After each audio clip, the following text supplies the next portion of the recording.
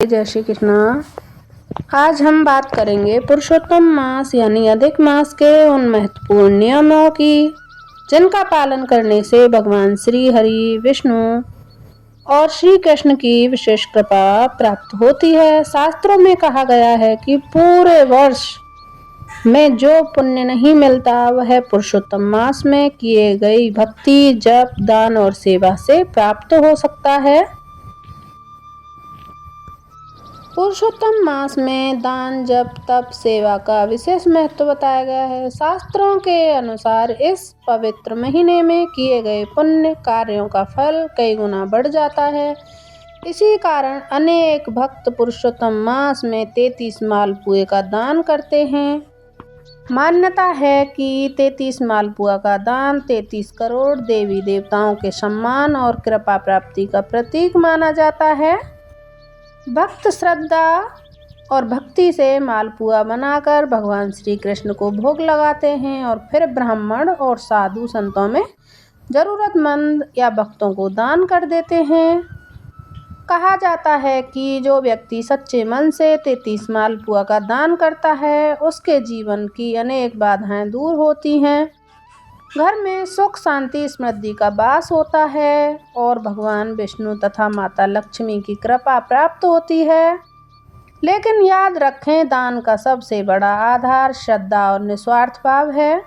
केवल दिखावे के लिए किया गया दान उतना फलदायी नहीं माना जाता। यदि आपके लिए 33 मालपुआ बनाना संभव न हो तो अपनी सामर्थ्य के अनुसार भी दान कर सकते हैं।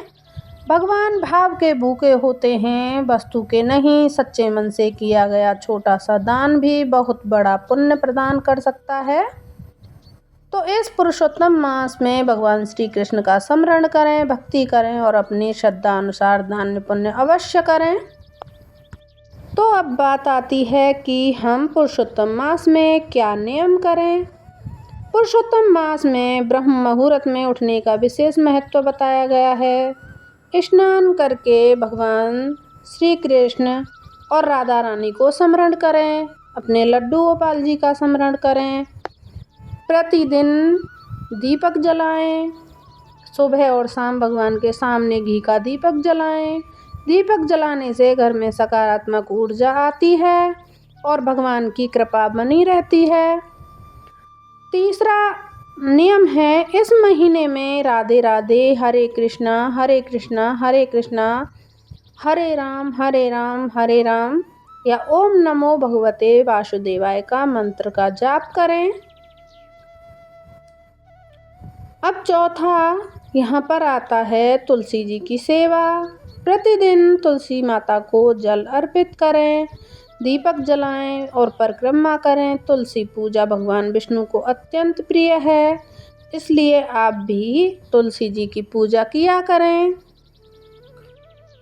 अब पांचवा नियम यहाँ पर आता है धार्मिक ग्रंथों का पाठ करना। भागवत गीता का पाठ करें, श्रीमद् भागवत विष्णु सहस्त्रनाम या पुरुषोत्तम महात्म का पाठ अवश्य करें।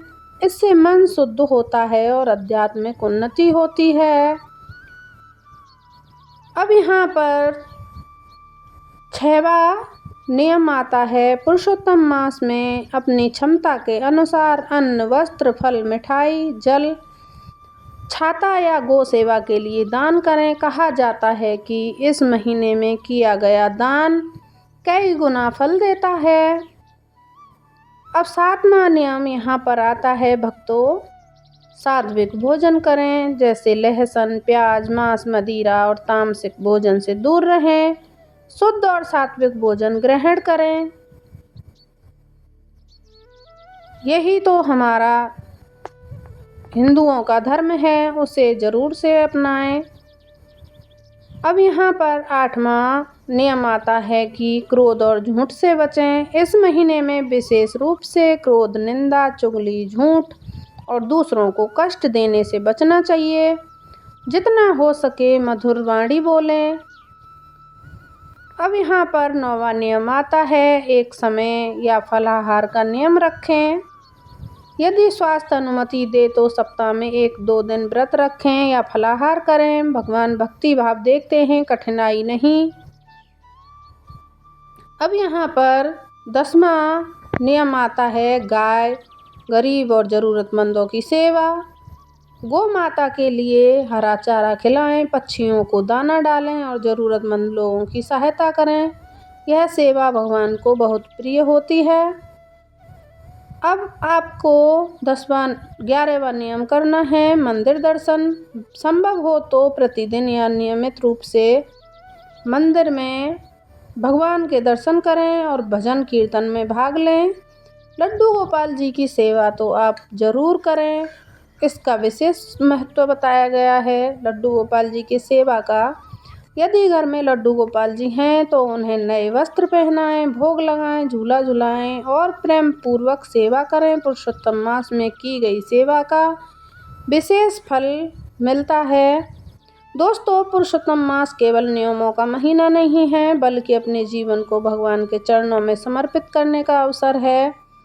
जो व्यक्ति इस माह में श्रद्धा और भक्ति से जप, तप, दान और सेवा करता है, उसके जीवन के अनेक कष्ट दूर होते हैं और भगवान की विशेष कृपा प्राप्त होती है। तो दोस्तों, आपको मेरी वीडियो अच्छी लगी हो और अगर आपको मालपुआ अच्छे लगे हों तो आप मुझे बताना, मैं आपको पूरी वीडियो लेकर आऊँगी। मालपुआ कैसे बनाते हैं आप देखकर बताना। अगर आपको अच्छे लग रहे हैं तो मैं आपको इसकी रेसिपी ज़रूर दूँगी। और आपको वीडियो अच्छी लगी हो तो वीडियो को लाइक, शेयर, कमेंट ज़रूर किया करें। राधे राधे, जय श्री कृष्णा, जय श्री श्याम।